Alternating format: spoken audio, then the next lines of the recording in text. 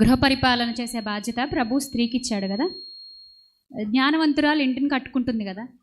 ఇప్పుడు మీరు అందరూ మాట్లాడుతున్నట్టుగా స్త్రీ భార్య సపోర్ట్ లేకపోతే భర్త చాలా కార్యాలు చేయలేడు.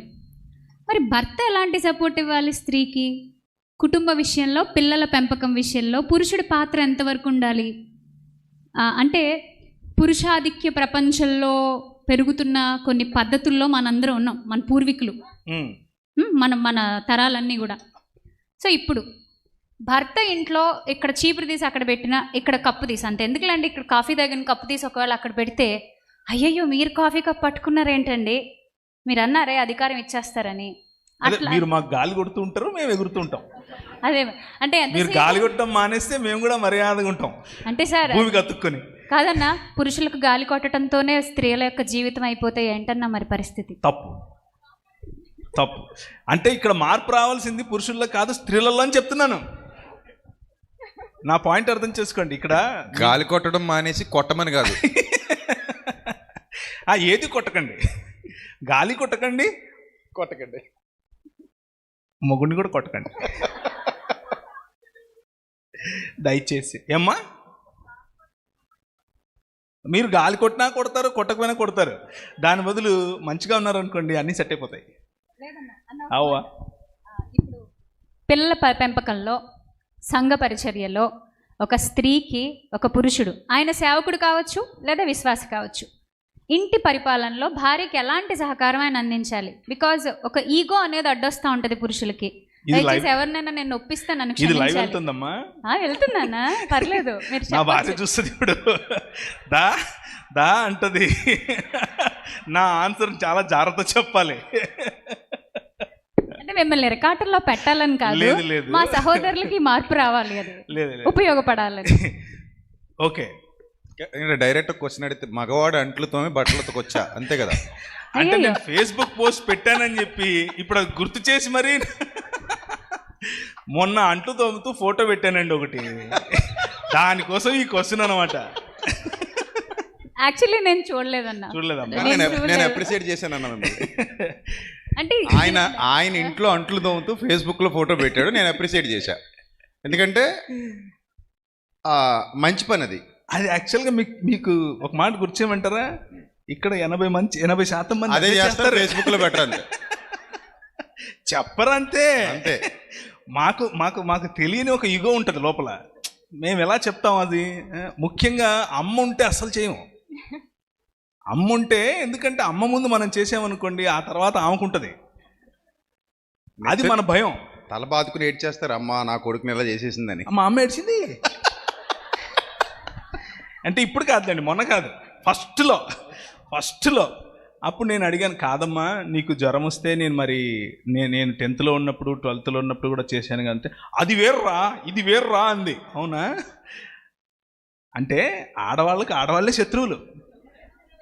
వ్యవస్థ తయారు చేసిందన్న, అది వ్యవస్థ తయారు చేసి, వ్యవస్థలో మనం భాగం, మగవాళ్ళు కూడా అందులో భాగం కదా. సో మార్పు మీలోనూ రావాలి, మాలోనూ రావాలి. అంతే. మాలో రావాల్సిన మార్పు ఏంటంటే, మీ ప్రశ్నకు సమాధానం ఇప్పుడు ఏంటంటే, దేవుని వాక్యం ఏం చెప్తుంది అని అంటే, ఏ పని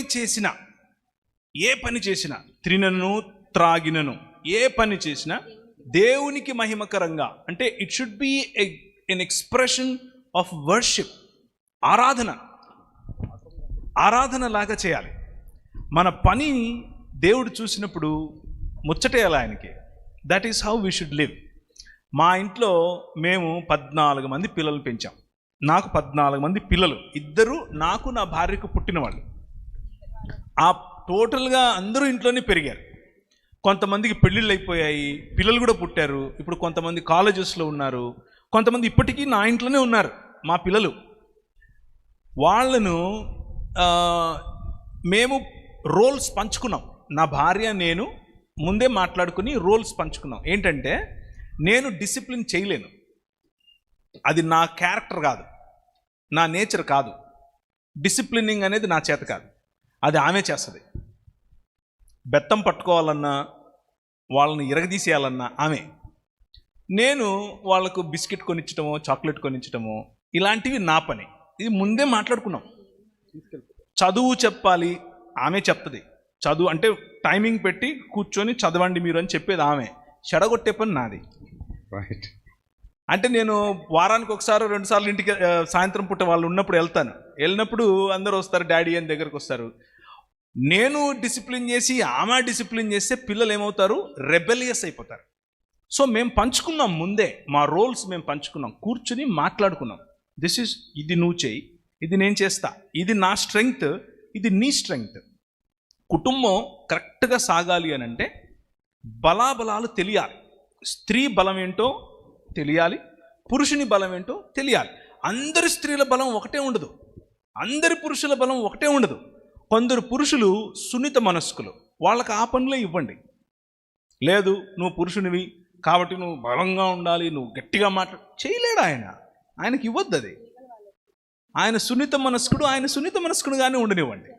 కొందరు స్త్రీలు దాన్ని ఏమంటారు, ఇమోషనల్గా చాలా స్ట్రాంగ్ ఉంటారు, చాలా స్ట్రాంగ్. అలాంటి వారికి ఫైనాన్షియల్ మేనేజ్మెంట్ అనేది వారు చేయాలి. ఇంటికి సంబంధించిన ఆర్థిక లేకపోతే డబ్బులు ఎలా మేనేజ్ చేయాలి అనేది వారికి ఇవ్వండి. అందరూ అలా చేయలేరు. నా భార్యకు ₹1,00,000 ఇస్తే రెండో నిమిషంలో ₹1 కూడా ఉండదు. అది ఆమె స్ట్రెంగ్త్ ఆమెది. అంటే అంతే అట్లా ఇదిగో అని ఇచ్చేస్తుంది. నా స్ట్రెంగ్త్ ఏంటంటే నేను పిచ్చినారుణ్ణి, నేను దాచిపెడతాను, అంటే ప్లానింగ్ చేస్తాను. ఎందుకు అని అంటే నాకు తలకాయలు 100 ఉన్నా కానీ అన్నిటికీ బడ్జెటింగ్ వేస్తాను. బడ్జెటింగ్ వేసి ముందే పెట్టుకుని అది దానికే వాడతాను. నా భార్య అలా కాదు, ఇది కూరగాయల కంటే ఆ కూరగాయల గ్యాస్కి కూడా ఇస్తుంది, అదే కూరగాయల డబ్బు పెట్రోల్కు ఇస్తుంది. నేను అలా కాదు, ఇది కూరగాయల కంటే కూరగాయలకే వాడతాను. ఇది నా స్ట్రెంగ్త్. నా భార్య నాకేం చెప్తుంది అంటే నువ్వు ఇదే చెయ్యి, నేను అది చేయను, నేను దాంట్లో కాలు పెట్టను, దాంట్లో ఏలు పెట్టను. సో డిస్ట్రిబ్యూటింగ్ వర్క్స్ మీరు అన్నారు కదా, ఎలా సపోర్ట్ చేయాలి? పిల్లల పెంపకం, ఆర్థికంగా మిమ్మల్ని కాచుకోవటం, అలాగే సామాజికంగా మీకున్న గౌరవాన్ని నిలబెట్టడం, ఇవన్నీ కూడా వేరు పద్ధతుల్లో స్త్రీ పురుషులు పంచుకొని చేయాల్సిన పనులు. సంఘంలో అయినా అంతే, బాధ్యతలు పంచుకొని మనం ఎదగాలి. కుటుంబంలో అయినా అంతే, బాధ్యతలు పంచుకొని మనం ఎదగాలి. స్త్రీలు మీరే పాట పాడాలి అని చెప్పి వాళ్ళకు పాట పాడడం రాకపోయినా వాళ్ళని నిలబెడితే కోయూరు అట్టర్ ఫ్లాప్ అవుద్ది. లేదు నువ్వు పురుషునివి, నువ్వే వాక్యం చెప్పాలి అని వాడికి బొట్టుపిల్ల రాకపోయినా కానీ అని నిలబెడితే అట్టర్ ఫ్లాప్ అవుతాం. అలా కాదు. పరిశుద్ధాత్మ దేవుడు కొరింథీయులకు రాసిన పత్రిక 11-12 అధ్యాయాల ప్రకారంగా ఆయన చిత్తానుసారంగా, అది ఆయన ఇష్టం, ఎవరిని ఎన్నుకుంటాడు, ఎవరికి ఏ తలాంతి ఇస్తాడు, కుటుంబంలో అయినా సంఘంలో అయినా పంచి ఇస్తాడు. సో ఆ తలాంతులను మనం ఐడెంటిఫై చేయాలి, వాటి ప్రకారంగా సపోర్ట్ చేసుకోవాలి. రైట్. ఇక మెయిన్ పాయింట్ ఒక క్వశ్చన్ అన్న, స్త్రీల వస్త్రధారణ ఇలానే ఉండాలి అనే రిస్ట్రిక్షన్స్ క్రిస్టియన్ సొసైటీలో ఉన్నాయి. అంటే యాక్చువల్లీ సమాజంలో యూనివర్సల్గా మాట్లాడుకునే కొన్ని అంశాలు ఉంటాయి. ఆ పాయింట్లు ఏంటంటే ఆడపిల్లలు పద్ధతిగా ఉండాలి, ఆడపిల్లలు ఒద్దిగ్గా ఉండాలి, ఆడపిల్లలు కొంచెం నీట్గా డిగ్నిఫైడ్గా ఉండాలి. ఇవి చిన్నప్పటి నుంచి ముఖ్యంగా పల్లె ప్రాంతాల్లో అయితే ఆ విషయాలు ఎక్కువ చెప్తూ వస్తుంటారు. అంటే వాళ్ళు చెప్పడానికి ఒక బెస్ట్ రీజన్ కూడా ఉంది. అంటే మీరు ఇష్టం వచ్చినట్టుగా డ్రెస్ కల్చర్ ఉంటే, అది కొంచెం ఎక్స్పోజ్ చేసే విధంగా ఉంటే కనుక బయట రేప్స్ అవి జరుగుతున్నాయి, బాగాలేదు పద్ధతులు. సో ఇవి కూడా 1% కారణం అన్నట్టు చూపిస్తున్నారు కనుక మీరు అలా ఉండొద్దని చెప్పే పరిస్థితులు అయితే ఉన్నాయి. ముఖ్యంగా క్రిస్టియన్ సొసైటీలో డ్రెస్ కోడ్ గురించి మీ అభిప్రాయం ఏంటి? అసలు చాలామంది డ్రెస్ గురించి అంటే ఇంకా చిన్నదాన్ని పెద్దదాన్ని కాకుండా ప్రతి ఒక్కరిని తక్కువ చేయటం, ఇలా లేకపోతే మీరు పాపులు అన్నట్టు చిత్రీకరించడం.